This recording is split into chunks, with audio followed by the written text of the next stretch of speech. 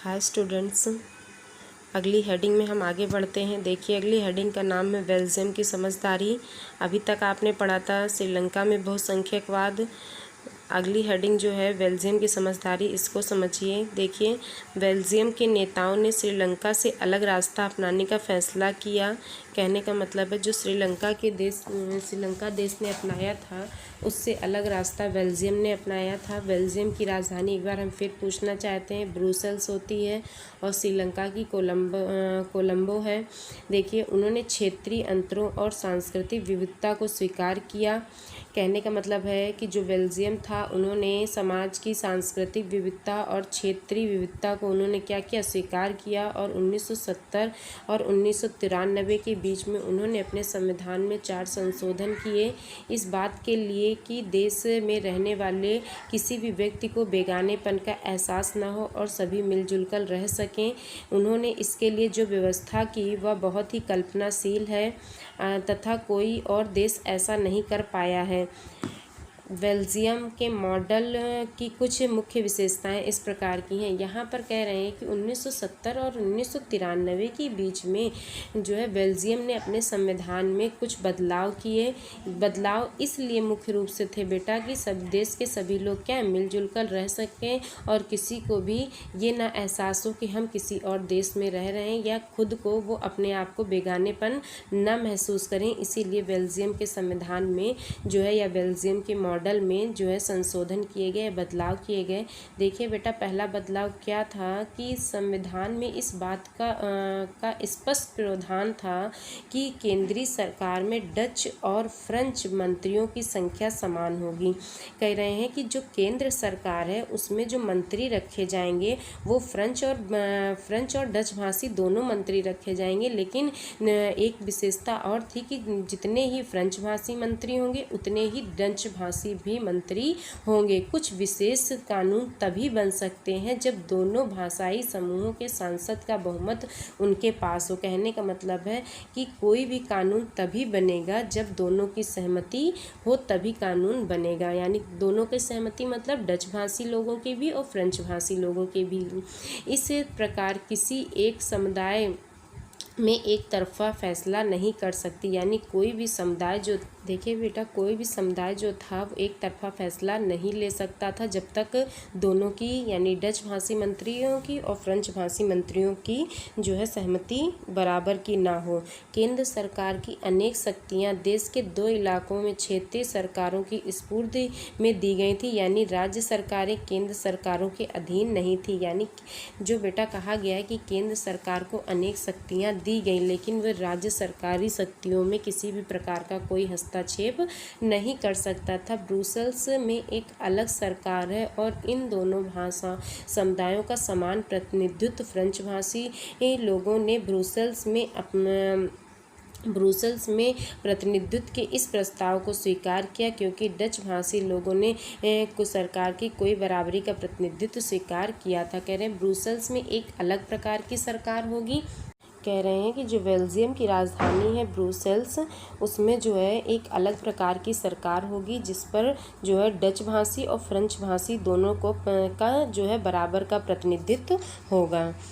देखिए बेटा, अगला पॉइंट ये कहता है कि केंद्रीय और राज्य सरकारों के अलावा यहाँ एक तीसरे स्तर की भी सरकार काम करेगी। कह रहे हैं केंद्र और राज्य के अलावा यहाँ एक तीसरे स्तर की सरकार होगी जिसे सामुदायिक सरकार कहेंगे। इस सरकार का चुनाव एक ही भाषा बोलने वाले लोग करते हैं। डच, फ्रेंच और जर्मनी बोलने वाले समुदायों के चाहे वे जहाँ भी रहते हों इस सामुदायिक सरकार को चुनते हैं। इस सरकार को संस्कृति, शिक्षा और भाषा जैसे मसलों पर फैसला लेने का अधिकार है। एक बात आप समझिए कि जो बेल्जियम था वहाँ पर एक तीसरे स्तर की सरकार की व्यवस्था की गई थी जो सामुदायिक सरकार के नाम से जानी जाती थी। बेटा, इसका ये उद्देश्य था कि ये जो है अपने जो है संस्कृति और भाषा से संबंधित मामलों में क्या था, भाषा संबंधित मामलों में क्या था कि उस पर विचार विमर्श कर सकती थी। उस पर कोई अन्य सरकार जो है आकर के हस्तक्षेप नहीं करेगी। अपनी संस्कृति एवं सुरक्षा बनाए रखना जो है इस सरकार का प्रमुख कार्य था। आपको बेल्जियम के मॉडल कुछ जटिल लगा होगा। कह रहे हैं कि आपने देखा होगा कि बेल्जियम का मॉडल कुछ जटिल है, लेकिन निश्चित रूप से ये जटिलता खुद बेल्जियम में रहने वाले लोगों के लिए भी है, पर यह व्यवस्था बेहद सफल रही। इससे मुल्क में गृह युद्ध की आशंका पर विराम लगा। कह रहे हैं बेल्जियम का मॉडल जरूर ही जो है जटिल था, लेकिन इस पर क्या था, ये व्यवस्था बेहद सफल रही, क्योंकि जो है बेल्जियम में किसी भी प्रकार के गृह युद्ध की आशंका नहीं हुई थी। वरना गृह युद्ध की स्थिति में बेल्जियम भाषा के आधार पर दो टुकड़े में बंट जाता। जब अनेक यूरोपीय देशों के साथ मिलकर यूरोपीय संघ बनाने का फैसला किया गया तो ब्रुसेल्स को उसका मुख्यालय चुना गया। देखिए बेल्जियम के मॉडल जो था इतना आदर्श मॉडल था कि जो यूरोपियन संघ बनाया गया उसमें जो है ब्रुसेल्स को उसका मुख्यालय के रूप में चुना गया।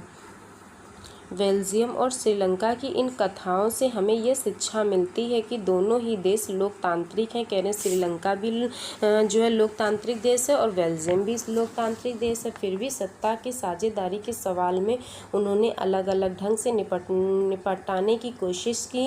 बेल्जियम के नेताओं को लगा कि विभिन्न समुदाय और क्षेत्रों की भावनाओं का आदर करने पर ही देश की एकता संभव है। कह रहे हैं बेल्जियम ने सोचा कि जो है सभी विविधताओं को अपनाते हुए जो है उन्हें सम्मान दिया जाए, तभी देश की एकता बनी रहेगी और देश प्रगति करेगा। इस एहसास के चलते दोनों पक्ष सत्ता की साझेदारी करने में सहमत हुए थे। श्रीलंका में ठीक इसका उल्टा रास्ता अपनाया गया था। इससे ये पता चलता है कि अगर बहुसंख्यक समुदाय दूसरों पर प्रभुत्व कायम करने और सत्ता में उनको हिस्सेदार न बनाने का फैसला करता है तो देश की एकता संकट में पड़ जाएगी और देश जो है प्रगति नहीं कर पाएगा। इसलिए जो है पावर शेयरिंग होना बहुत ही ज़रूरी है। अगली हेडिंग आपकी है सत्ता की साझेदारी क्यों जरूरी है। देखिए इस प्रकार सत्ता के बंटवारे के पक्ष में दो तर्क दिए जा सकते हैं। पहला तर्क ये कहता है कि सत्ता का बंटवारा ठीक है क्योंकि इससे विभिन्न सामाजिक समूहों के बीच में टकराव का अंदेशा कम हो जाता है।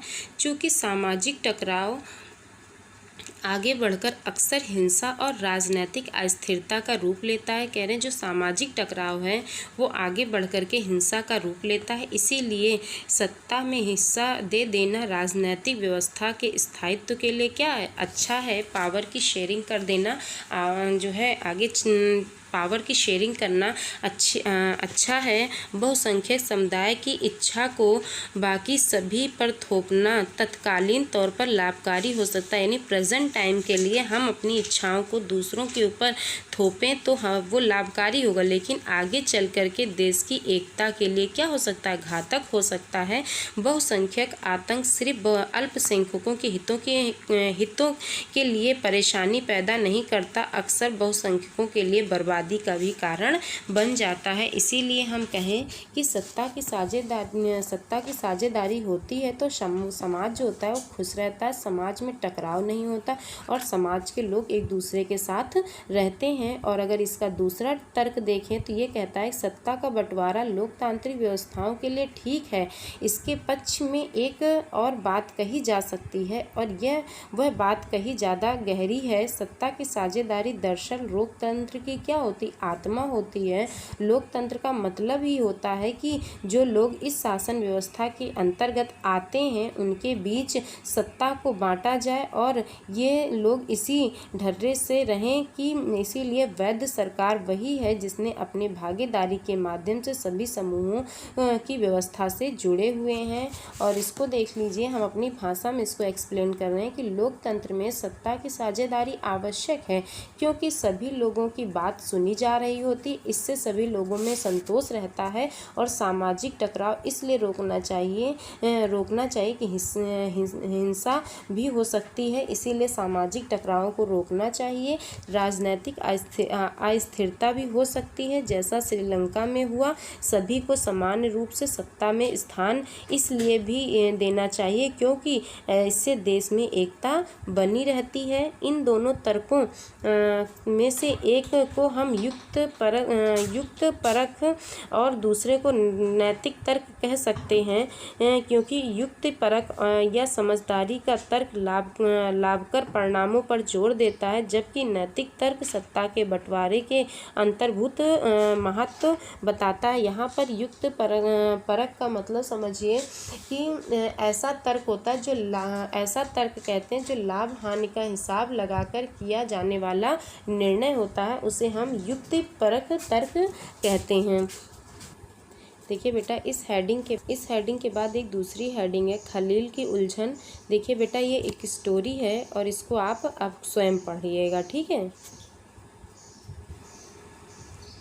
देखिए बेटा, अगली हेडिंग है सत्ता की साझेदारी के रूप।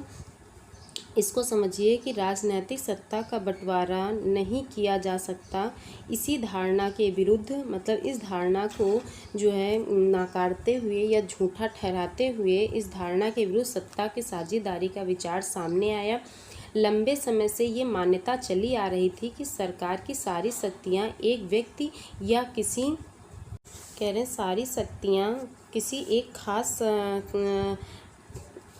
सारी शक्तियाँ एक व्यक्ति या किसी खास स्थान पर रहने वाले व्यक्ति समूहों के हाथ में होनी चाहिए।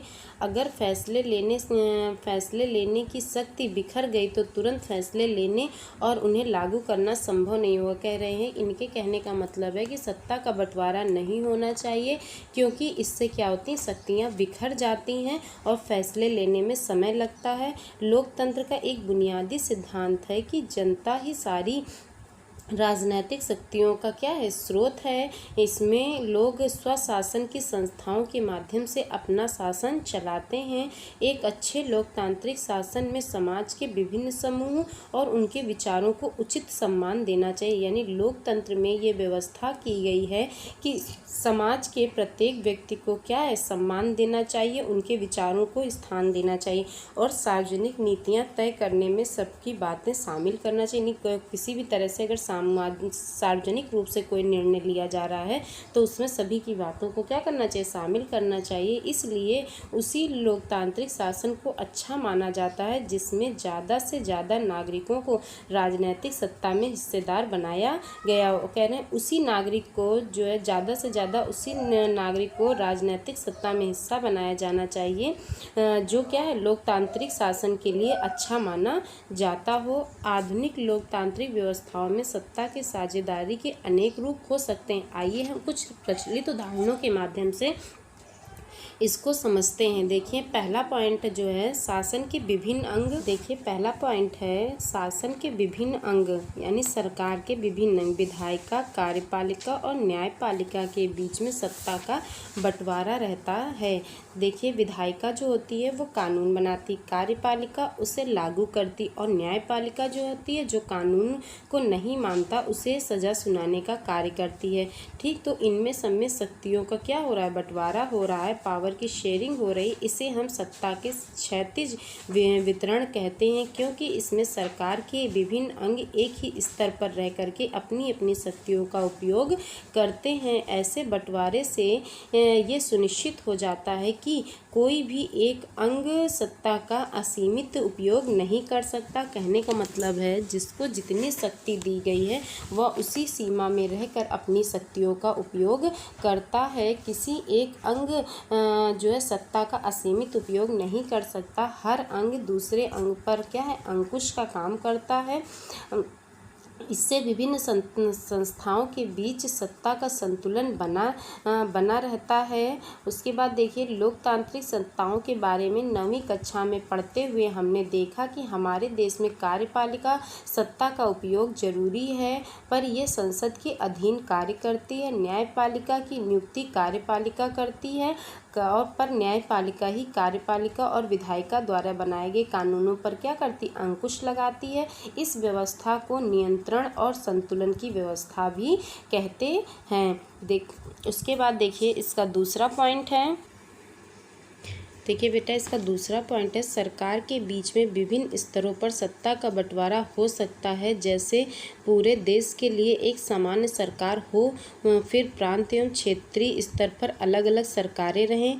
पूरे देश के लिए बनने वाला एक ऐसा सामान्य सरकार को अक्सर संघ या केंद्र सरकार कहते हैं। यानी पूरे देश के लिए जो कानून बनाता है उसे हम क्या कहते हैं, केंद्र सरकार कहते हैं। प्रांतीय या क्षेत्रीय स्तर की सरकारों को हर जगह अलग अलग नामों से पुकारा जा सकता है। कह रहे जो प्रांतीय यानी जो राज्य सरकारें होती हैं उनको हम अलग अलग जगह अलग अलग नाम से पुकार सकते हैं, लेकिन जो पूरे देश के लिए कानून बनाता है उसको हम केवल केंद्र सरकार के नाम से पुकारते हैं। भारत में हम उन राज्यों को कहते हैं, भारत में हम इन्हें राज्य सरकार कहते हैं। देखिए भारत जो प्रांतीय और क्षेत्रीय स्तर की सरकार होती है, भारत में हम उन्हें क्या कहते हैं, राज्य सरकार के नाम के जानते हैं, जबकि अनेक क्षेत्रों में इसको और भी नामों से भी जाना जाता है। ठीक है, देखिए हर देश में बंटवारा ऐसा ही नहीं है। कई देशों में प्रांतीय व क्षेत्रीय सरकारें नहीं होती हैं। लेकिन हमारी तरह जिन देशों में ऐसी व्यवस्था है वहाँ संविधान में इस बात का स्पष्ट उल्लेख है, संविधान में इस बात का स्पष्ट उल्लेख है कि केंद्र और राज्य सरकारों के बीच में सत्ता का बंटवारा किस तरह से होगा। कह रहे हैं हमारे जो संविधान है, भारत का संविधान है, उसमें ये स्पष्ट उल्लेख है कि केंद्र और राज्य के बीच में जो शक्तियों का बंटवारा है वो किस तरह से होगा। बेल्जियम में तो ये काम हुआ पर श्रीलंका में नहीं हुआ। कह रहे हैं बेल्जियम में तो सत्ता का बंटवारा केंद्र और राज्य के बीच में हुआ, लेकिन श्रीलंका में ऐसा नहीं हुआ। राज्य सरकारों से नीचे के स्तर की सरकारों के लिए भी ऐसी ही व्यवस्था हो सकती है। नगर पालिका और पंचायत ऐसी ही इकाइयां हैं। उच्चतर और निम्न स्तर की सरकारों के बीच में सत्ता के ऐसे बंटवारे को ऊर्ध्वाधर वितरण कहा जाता है। अगले अध्याय में हम इस पर विस्तार पूर्वक चर्चा करेंगे, लेकिन आप सत्ता के ऊर्ध्वाधर वितरण को समझ लीजिए क्या होता है। देखिए बेटा, जब सरकार के बीच में विभिन्न स्तरों पर सत्ता का बंटवारा होता है, जैसे केंद्रीय सरकार, प्रांतीय सरकार, तो इस तरह का जो शक्तियों का बंटवारा होता है उसे हम क्या कहते हैं, सत्ता का ऊर्ध्वाधर वितरण कहते हैं। अगला थर्ड पॉइंट देखिए, सत्ता का बंटवारा विभिन्न सामाजिक समूहों, भाषाई और धार्मिक समूहों के बीच में हो सकता है। कह रहे हैं जो सत्ता का बंटवारा, जो पावर की शेयरिंग है, वो सामाजिक समूहों, भाषा और धार्मिक समूहों के बीच में हो सकती है। बेल्जियम ने सामुदायिक सरकार की इस व्यवस्था का एक अच्छा उदाहरण दिया। आपने सामुदायिक सरकार में पढ़ाया था कि सामुदायिक सरकार जो थी उसको अपने भाषा, संस्कृति, शिक्षा के बारे में निर्णय लेने का अधिकार था। तो इस व्यवस्था का एक अच्छा उदाहरण है। कुछ देशों के संविधान और कानून में इस बात का प्रावधान है कि जो है सामाजिक रूप से कमजोर समुदायों को महिलाओं के विधायिका और प्रशासन में हिस्सेदारी दी जाए। कह रहे समाज का जो कमज़ोर वर्ग है उसको भी क्या किया जाए, शक्तियाँ प्रदान की जाएं। पिछले साल हमने देश में प्रचलित आरक्षित चुनाव वाली ऐसी ही व्यवस्था के बारे में पढ़ा था। इस तरह की व्यवस्था विधायिका और प्रशासन में अलग अलग सामाजिक समूहों को हिस्सेदारी देने के लिए की जाती है, ताकि लोग खुद को शासन से अलग न समझने लगें। कह रहे हैं इस प्रकार जो है सत्ता में इन कमज़ोर वर्गों को जो है शक्ति देने का मतलब ये होता है कि लोग किसी अपने देश में रहते हुए अपने आप को किसी भी प्रकार से जो है बेगाना न समझें, इसलिए उनके बीच में शक्तियों का बंटवारा किया जाना चाहिए। सामाजिक विविधता को शासन में भागीदारी लेने के अलग अलग तरीक़ों पर भी हम इसी अध्याय में हम अगले तीसरे अध्याय में इसके बारे में चर्चा करेंगे। अगला देखिए, फोर्थ पॉइंट है, सत्ता के बंटवारे का एक रूप हम विभिन्न प्रकार के दबाव समूह और आंदोलन द्वारा शासन को प्रभावित और नियंत्रित करने के तरीके से भी अपना लक्ष्य बनाकर करते। देखिए बेटा, जो दबाव समूह देखिए बेटा, जो दबाव समूह होते हैं, जब विभिन्न आर्थिक हितों का संगठन अपने हितों की पूर्ति के लिए सरकार पर दबाव डालते हैं, तो ये हित समूह दबाव समूह कहलाते हैं। यानी अपनी मांगों को लेकर के सरकार के ऊपर जो है दबाव डालते हैं, तो इस प्रकार का जो समूह कहलाता है वो दबाव समूह कहलाता है। ये अपने हित में सार्वजनिक नीतियों को जो है प्रभावित करने की चेष्टा भी करते हैं। तो अगला पॉइंट जो है ये आपका यही कहता है कि जो है विभिन्न प्रकार के दबाव समूह और आंदोलन द्वारा शासन को प्रभावित और नियंत्रित करने के तरीके में भी लक्ष्य कर सकते हैं। लोकतंत्र में लोगों के सामने सत्ता के दावेदारी के बीच चुनाव का विकल्प जरूर रहना चाहिए। समकालीन लोकतांत्रिक व्यवस्थाओं में विकल्प विभिन्न पार्टियों के रूप में उपलब्ध होता है।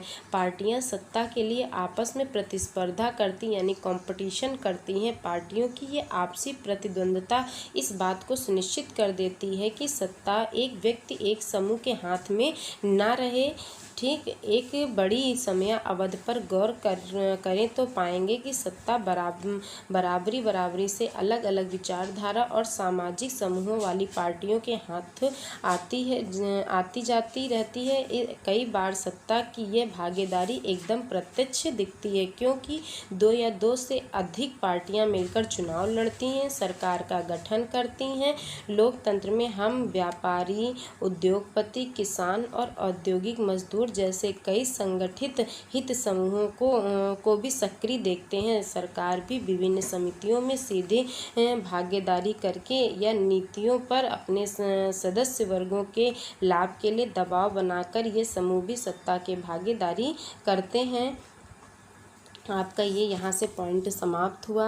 देखिए, जो सत्ता के साझेदारी के रूप आए वो हम पहला पॉइंट में हमने बताया था किस तरह से जो है नियंत्रण एवं संतुलन की व्यवस्था जो थी वो जो है सरकार के विभिन्न अंगों के बीच में कार्यपालिका, विधायिका और न्यायपालिका के बीच में जो शक्तियों का बंटवारा था नियम एवं संतुलन के माध्यम से था। उसके बाद केंद्र और राज्य के बीच में शक्तियों का बंटवारा किस तरह से हुआ, उसके बाद सामुदायिक सरकार के रूप में किस तरह से हुआ, और फिर दबाव समूहों के बीच जो है किस तरह से जो है पावर की शेयरिंग की जाती है। इन सभी चीज़ों को हमने समझ लिया। देखिए बेटा, ये आपका आज से जो है सत्ता के साझेदारी चैप्टर कंप्लीट हो गया। अगर आपको जो है पसंद आया हो तो चैनल को जो है लाइक एवं सब्सक्राइब करना ना भूलें।